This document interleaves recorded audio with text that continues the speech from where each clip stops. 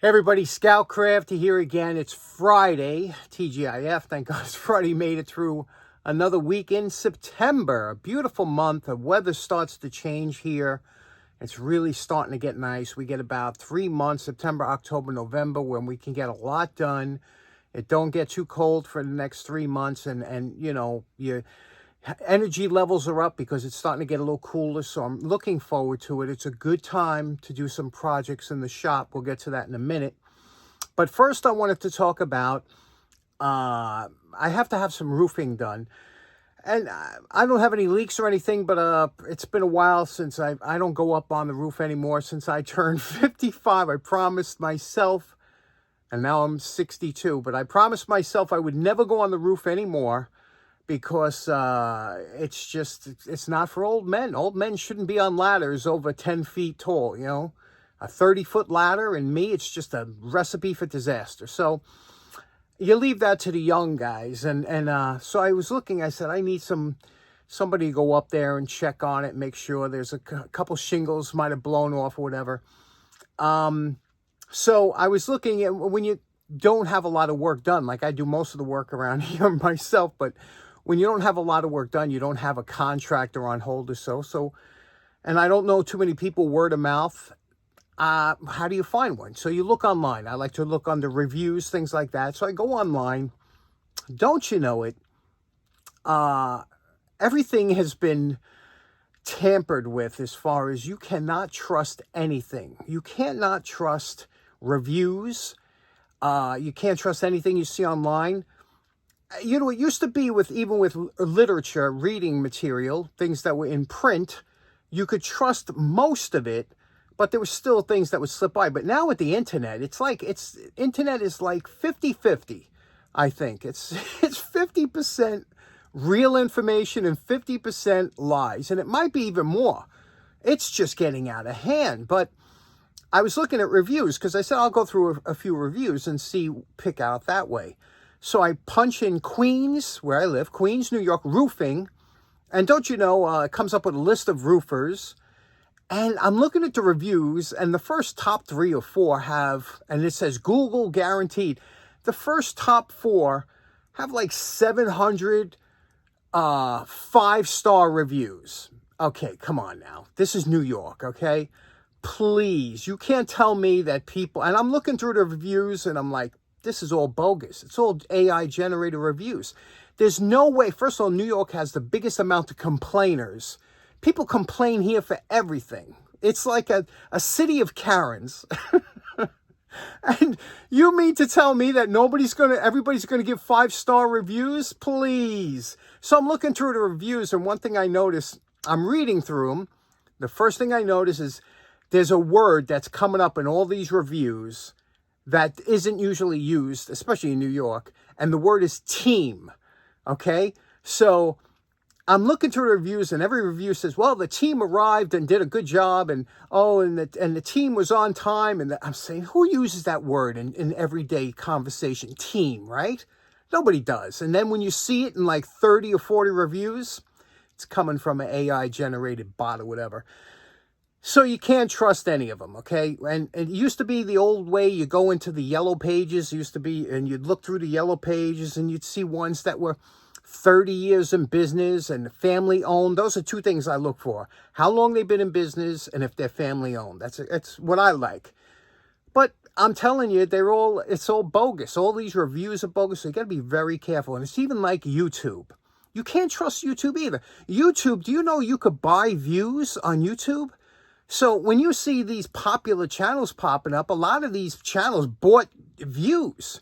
And you say, wow, you know, it's a lot of, or you could buy positive ratings for your product.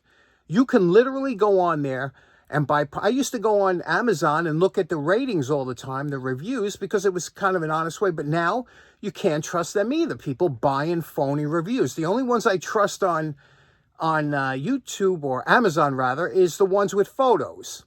If people take photos and show the product or something more.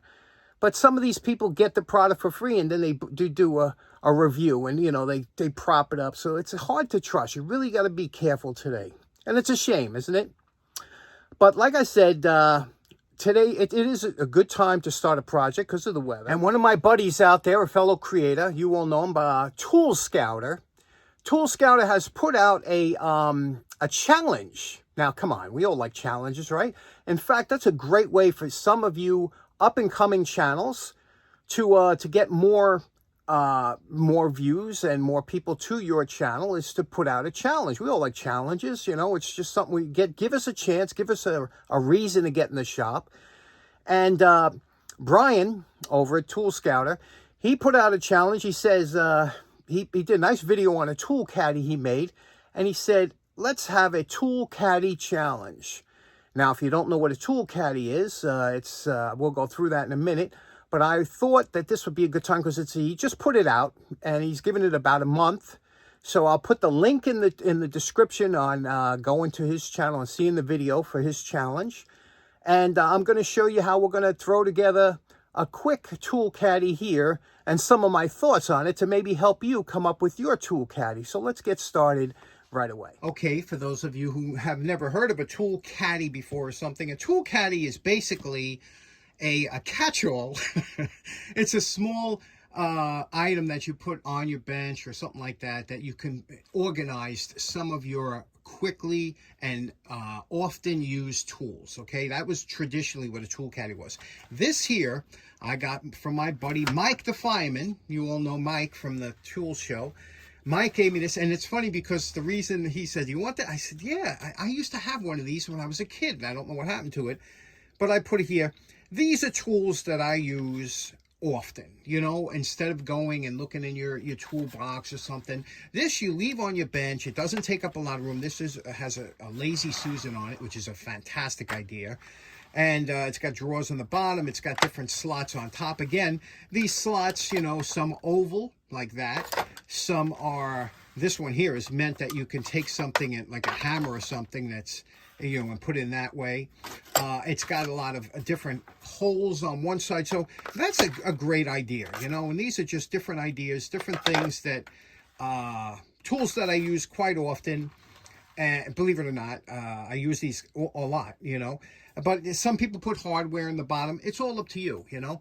But the caddy that Brian made, this one here, you can see he was organizing his drill bits, and that's a good idea. I have a lot of drill bits in cans. Let me show you. I try and keep my decent drill bits, you know, in the case or whatever, and they're stacked like this, and you have the sizes. That's very handy, and it's a nice way to keep them. But you know, you have your loose drill bits. They always wind up in an old tin can, you know. Isn't that the way it is? And I usually put them point up so they don't get damaged, but still they knock around each other. So we're going to take these and we're going to make them into put this into some kind of tool caddy for these. Now, there are drill stands. There are many different ways you could do it. Now, the biggest problem I find, especially when you have just like a piece of wood with holes drilled in it, like this drill stand that was, believe it or not, I've had this since I was a kid. I bought this at U.S. General.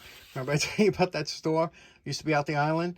Well, this here is, it's great. And I used to use this all the time because what I used to use this for wasn't for a drill stand. I used to use this to try and get if I found something that I didn't know the size. Let's say I found this drill and I wanted to see what size it was. I would just, I'd say, okay, that's a 3/8 inch drill. You know, that's what I would use it for, to determine what the size was, because a lot of my drills didn't have, it wasn't marked or was cut. So this really comes in handy for sizing. For me, it did all the way for many years. But a drill stand, when you put the drills in, you see the problem that we run into here. First of all, these don't come from all the same set. Now, a drill bit, I told you, has different sizes. They come in, like this one here is an aircraft drill. They're longer. You have jobber's length, which is a standard length. And with a jobber's length drill, they'll all kind of taper up, you know, a different length. But you can see these are all different lengths, okay? So now this becomes a little bit of a hassle trying to reach in and get your drills from here, because, you know, usually you have the bigger drills are towards the back and the thinner drills are towards the front, but it's a little tough to get to, and that's why these fell out of popularity. I'm going to show you a variance. We're going to make a tool caddy, and a way to store these, I'm going to store these drills. It's going to be just for this, whatever I have in here. And let's get to that now. Okay, so now we determine what material we're going to use. How big we want this to be. I want this to be about 8 inches. That's not too big to be on the bench. So I'm going to have it 8 inch. So I took 8 inches. Okay, I just measured it out like this. We're at 8 inches here. Then I'm going to draw a line coming down. We use our square, draw a line here, 1, and then we're going to do a second one for the design I want. The second one will be here. This is the second 8 inches, okay? We'll cut it later. And then what we want to do is we want to divide the second piece into thirds, okay? So we want 3 pieces. And to do that, you can measure it, or you could take your dividers like this, okay? You could take your dividers like this. You could put over here like here, you know, open it up to the point, and you got 1, 2, and 3 takes you to the edge here. So that you can mark it off, and then we're going to draw a line. We just need 1 line across on. It's going to be into thirds. Okay, so we have 1 piece here, 1 piece here, and then 1/3 there. We're going to cut this now. We're going to go to the chop saw, cut this, and then we'll cut that across on the bandsaw. Now we have the bandsaw here. What we're going to do is cut along this line here, that 1/3 line right there. Now you could see where I'm thinking the beauty of this design. I'm sure this design probably goes back to the 1920s in Popular Mechanics, but it's still usable today. Now, here we took the piece from here, the second piece, put it in the front. Now we have a stepped version where you can get your bits. The bits will be up higher, they're easier to get. Now what we want to do is all these sharp edges, you always want to get rid of the sharp edges if you can, even the tops here, just in case you bang it. It's more pleasing, it looks more finished. We're going to have to put these together. You can glue them together, but before you do all that, you have to decide where you want to put what bits here, how you're going to space them off. So what you could do is you could draw a line down the middle of here, and then space off holes depending on the drill bits. Now, if you space a hole, let's say every 1/2 inch, and you have the holes getting bigger, they're going to look closer at the end. It's just an optical delusion, so to speak. So that's why if you have larger bits, instead of having them spaced evenly apart, sometimes the larger bits have to be closer together than the smaller bits in order for it to look correct. Now you can see here in this demonstration what I'm talking about. If I drilled holes every 1/2 inch apart to put those drills on the top shelf, the first couple drills would be almost on top of each other because they're larger diameter. However, at a 1/2 inch apart, the thinner diameter ones would look spaced apart, and it doesn't look as pleasing. The best way to do it, one simple way you can get them spaced somewhat evenly, again, this is just a tool caddy, is separate them the way you want somewhere, and then make little tick marks along the center. Remember, we made center lines in the middle of each one. Lay your bits down, make center lines, and then you could just drill it out. We're going to use this drill to drill this drill to drill, and then work your way down. Now, to get the depth at the right length for each drill, what you're going to do is you're going to set it up here like this, and you want the bottom to end at the same depth. So what we do is we put the drill bit just basically almost touching the top of the wood, and then we set our drill stop so it only goes down to here, and we'll do that with every drill all the way down.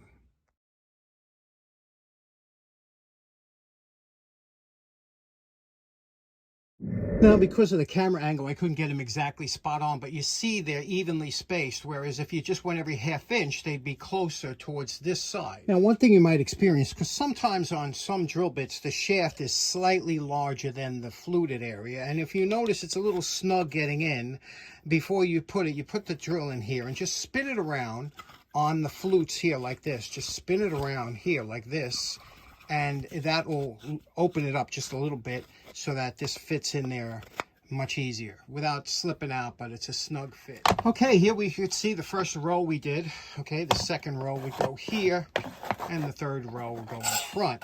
Now, you can see the one nice thing is none of these drill bits you can see here will fall out because it's a snug fit. Yet, if you had to take them out, you can just pull them out easily. They're all the same depth in here.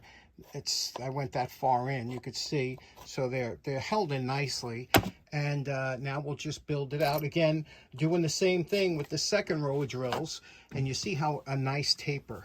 Even though they're all the same depth, that's what happens when you set up your drills or tools before you put them in. You do a little planning. Now, you know my favorite part. Remember what my drill bit storage looked like before we started. And we're calling this project done. Now, again, this is just a piece of scrap PVC I found on the side of the road. But you see a little bit of work, a little bit of fun down the shop. This is a great weekend project. The Tool Caddy is a great challenge. I hope you all participate. I'm going to make another one for different kind of tools, but this is just for drills. And you can see how nice these are all misfit drills. They're not from matching drills. You can see they have different lengths, but it looks like a set now. It's something you'd be proud. And anytime you have a drill that's missing, you know right away that one's missing, and you know you could access all of them easily, you know, because of the shelf system. What do you think? I hope you participate. It's a great challenge. Okay, so in closing, that was a lot of fun. It's small projects like this that give you a lot of incentive and rewards to go in the shop and knock something out, have a good time. I'll have a link to Brian's channel, Tool Scouter, in the description. Go over there, check them out, subscribe if you haven't, and enter the contest. I know you'll have a lot of fun. I'm sure there'll be a ton of great tool caddies because, you know, we have a lot of creative people here in the community. Thanks so much for tuning in. Hope you have a great weekend. We'll see you again on Monday. Take care now. Bye-bye. And a tool caddy can be a variance of... Now, to set your depths...